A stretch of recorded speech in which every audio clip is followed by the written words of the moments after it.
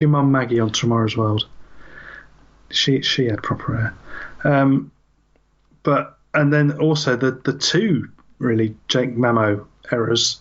First one in the first half, and then that one later on. Both of them were just gifting great field position. The one for the Thompson try in particular was just criminal. If you're going to be annoyed at the errors, you've got two big chances you gave away right there. So that negates the forward pass that definitely was. It did feel like in the second half, Warrington had kind of used all they could, couldn't they, in that first half, and in the second half they couldn't stay with Saints' intensity, and that's when mistakes started to happen. Field position definitely felt like it just felt like they were making yards, getting out their own end a lot easier than Warrington were able to do, and so Warrington couldn't sustain any pressure defensively on Saints. They couldn't hold Saints in their own end of the field. And that's what led to the win more than the forward pass. Yeah, and Patton missing that kick as well was crucial, wasn't it? Because if it was a 1 point advantage with those minutes, 5 minutes left, that's real pressure that you've got to defend, because you can't give away any penalty. You've got to be watching for that drop goal on every play. That was again poor concentration. That wasn't anything to do with where the kick was or anything else, or the weather or anything. That was within their own gift entirely. Yeah, I mean, if you're going to look at it, sorry, Warrington, you've got to look at yourselves first. Oh, for sure. You got to credit, if we're criticising Mamo for his error, we've got to credit him for that run, for that try. Yeah. I thought that was really, really good. Quick, instinctive. There was strength, there was pace, there was skill, there was evasion. I thought that was, one of the brighter moments of open play stuff in this game, because we didn't get tons of open play. That's probably why Lomax was the most impressive player and Clark was maybe the most impressive wire player, because they were probably the only two players who did make a few guys miss occasionally during this game, did get a little bit of joy on the other side of the defensive line on a couple of occasions. Because it was really intense defensive stuff, but Warrington couldn't stick at it. What about highlight plays? Where do you go with that? Because Regan Grace didn't score a try, so you can't say that of him. Well, the Regan Grace no try, that was quite an achievement. Yeah, fantastic ability to put your foot in touch. Yeah. Yeah, well, he's just showing he's human, just reminding us he's there. Well, I'd say the Mamo steal really for his try, and the alertness and coming up for that one was definitely in terms of individual play, I'd say. Yeah, fair enough. Do we want to talk a bit more about Steve Price's beard, or do you think we've covered that sufficiently to move on? I think that's. It definitely needs looking at. I think it needs to be reviewed. Match review panel, beard review panel. Yeah, there should be, shouldn't there? Who would you have on the beard review panel? What, like making the judgments? Yeah. Dave Hadfield. Yeah. He's had a solid beard for years in the Rugby League sphere, hasn't he? I think you've got to have him on there. Dave Cantrell. Yes. I mean, he'd be the person we'd have to put forward from SLP. He knows how to grow a beard and keep it grown. Phil Nadin and Rich Langley, both for style points, would earn a place. I would suggest, yes. I think with we're looking in that sort of region. Yeah. Craig Hubie, actually. Well, he's got a time on his hands now. He's going to have the time. Yeah. Yeah. Good shout. Yeah. Okay, keeping our ex-pros in the game, Tim. That's what I tried to do. Exactly. It's all about the welfare. Give them something to do. Okay. I think that's pretty much everything said on this game. It was forward, but there we go. Fourth game of the weekend, also on Friday night, Wigan versus Salford. This one finished 28 points to 12 to the Wigan Warriors. It was 10-6 at half time. 12,066 were there. Chris Kendall was the referee. In terms of the stats, Wigan won on all the key stats other than penalties. They conceded 2 more than Salford, which may surprise the Salford faithful who were challenging the integrity of Chris Kendall all game long. Most of Wigan's stats wins were small, but the big difference was in execution, where Wigan had 3 more clean breaks while Salford made 5 more errors. Individually, George Williams with a try assist, 6 tackle busts, 150 metres. Liam Marshall, 2 tries, 8 tackle busts, 123 metres, 3 clean breaks. The third of those clean breaks that wasn't for his try was the most spectacular, possibly, breaking out from under his own stick. Zach Hardacre, 1 try, 7 tackle busts, 131 metres. And Joe Greenwood, 1 try and 40 tackles. It felt like he didn't do that much work watching the game, so obviously some of that went under the radar, so well done to him. Which is good, and that shows why we have we bring in the stats, is to pick out the players that do that. Yeah, because Joe Greenwood isn't normally one of them. Jackson Hastings, 2 try assists and 155 metres for him, and very nearly a try if Chris Wellham could have actually passed it backwards rather than a mile forwards. Daryl Alfort's a try, 5 tackle busts, 145 metres. Niall Levels 133 metres, and Chris Ninton 125 metres and 5 successful offloads. Daryl Alford, did he get that try? I thought it was. No, it was Daryl Alford. I thought it was. Yeah, no, it was. But Cansio came off the bench later on in the game. It must have been interesting, that situation. We got a few people getting in touch on this one. Yeah, we have. Starting out at White Pie. Typical Wigan this year: slow start, get on top, then dumb error to gift the opposition a try just before half-time. Samet was the spark we needed second half, and Hastings was excellent for Salford. I hope we have got him for next year. Also, Lolohea looked so much happier and better for the Reds than he did for Whisper It Quietly. Thought Kendall had a decent game. Shithousing our way to Old Trafford. Josh said, more of a question. Please tell me Tui looks as crap as he did at Leeds. I don't think I can cope if he had a great game.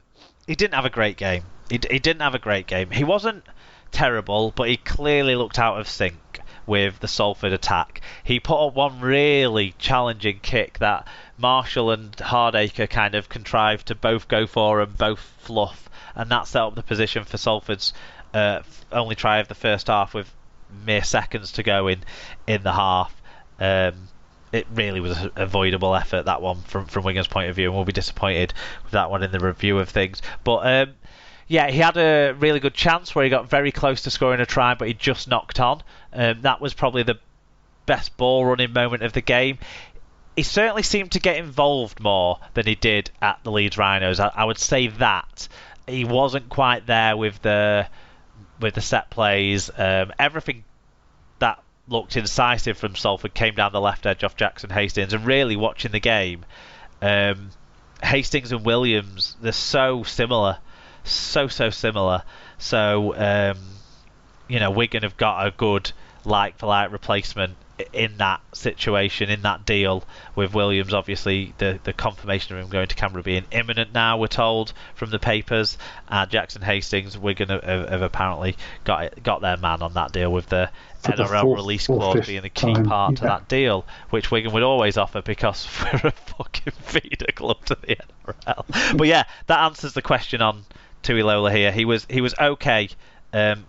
You certainly wouldn't say he was a world beater yet at Salford, but it was similar to what he was at Leeds, which isn't as bad as everyone made out, but isn't anywhere near overseas. His pedigree would expect you to believe, yeah. Exactly. So Paul Chamberlain said, well, we know Wire and Saints are serial bottlers, and Hull and Catalan are just a bit crap. So Mark must be getting a real chubby that it's Wigan's year again. I wouldn't quite go so far, but yeah, fair shout. We certainly were back in the playoff places, aren't we?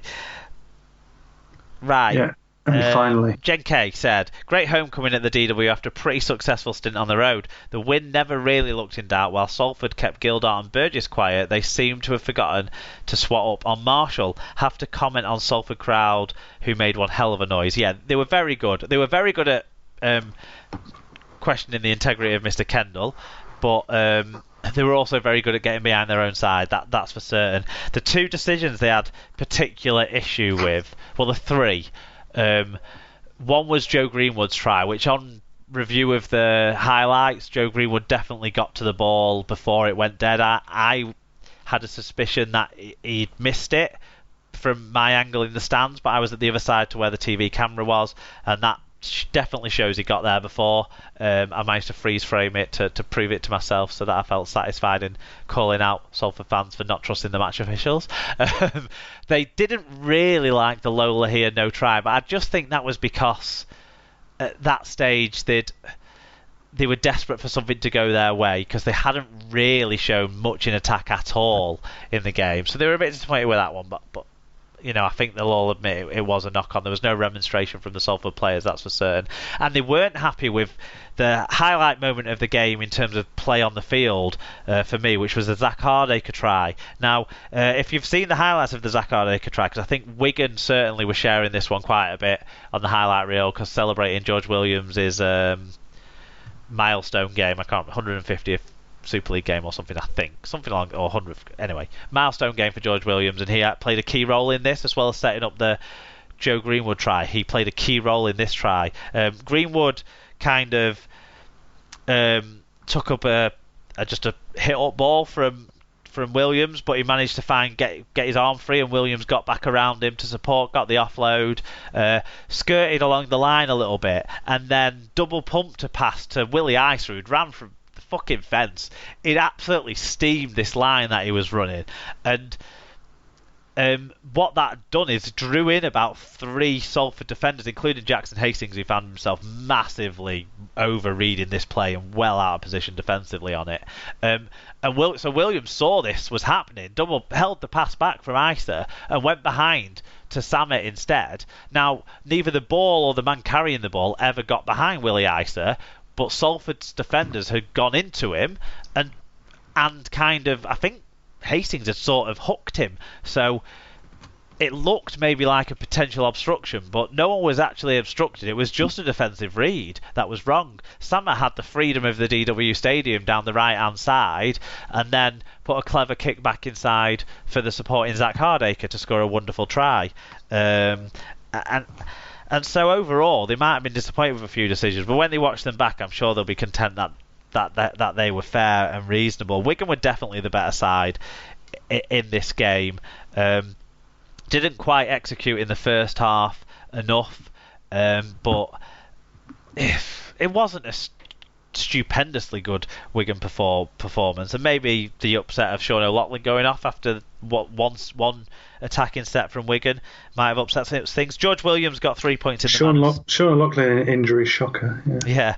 George Williams got 3 points in the Man of Steel. Liam Marshall 2, and Jackson Hastings 1 point. But I'd be putting Sam Powell in that mix as well, to be honest. I think Sam Powell was arguably Wigan's best player, because it wasn't a superb performance. It was a good enough performance by Wigan.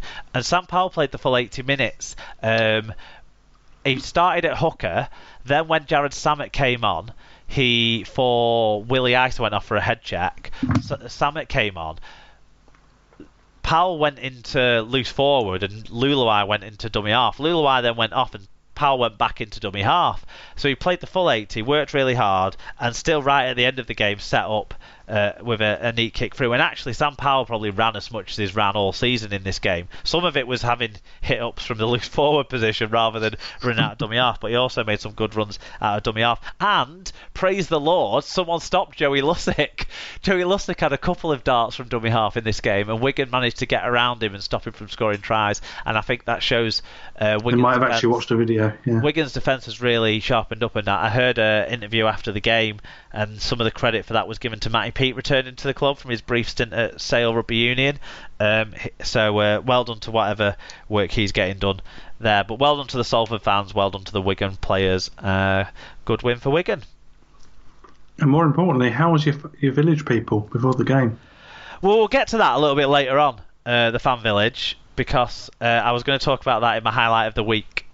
Okay. So we'll talk about that a little bit later on. We'll talk about Leeds versus Catalans first, if you don't mind.